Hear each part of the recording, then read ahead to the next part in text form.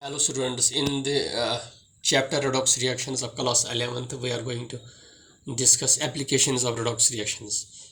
Let us discuss them briefly. First is photosynthesis. We know that photosynthesis involves production of glucose or food from carbon dioxide in water by plants with the help of in presence of chlorophyll with the help of sunlight.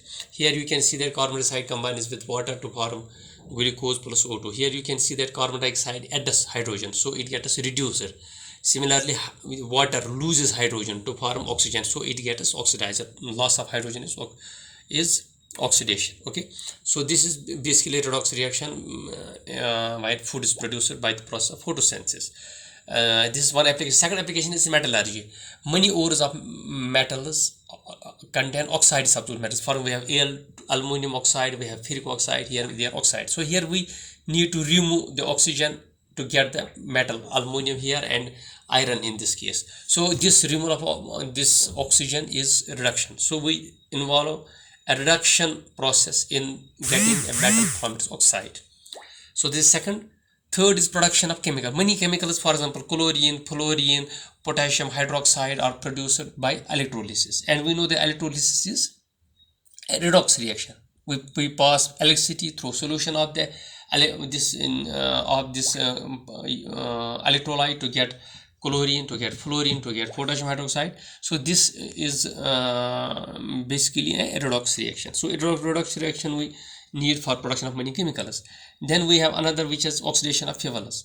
Oxidation of fuel, we know when we burn wood, we burn oil, kerosene or cooking gas, oxygen combines with fuel to produce carbon dioxide and water is produced and energy is released, and this is a oxidation process.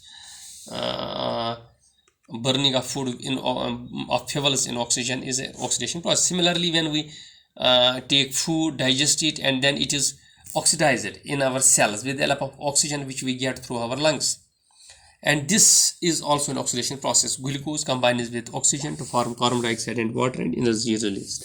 Then we have another fifth, that's electrochemical cells. We know that electrochemical cells involve redox reactions. If we take these cells, we have two half cells. One is oxidation half cell and one is reduction half cell. In oxidation half cell, these are electrons are produced which move through an external circuit to the reduction half cell where they are consumed. In this way, an electric current flows from oxidation half cell to reduction half cell, and this flow of electricity is this flow of electrons is called electricity, and this electricity is used in lighting up lamps, in vehicles and many more purposes.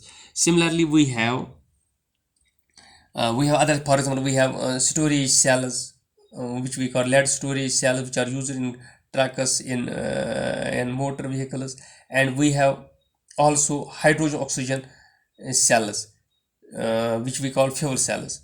Those also involve oxidation and reduction process, redox reactions. So reduction reactions we use in photosynthesis, in metallurgy, in production of chemicals, and oxidation of fuels, and in electrochemical cells. Okay.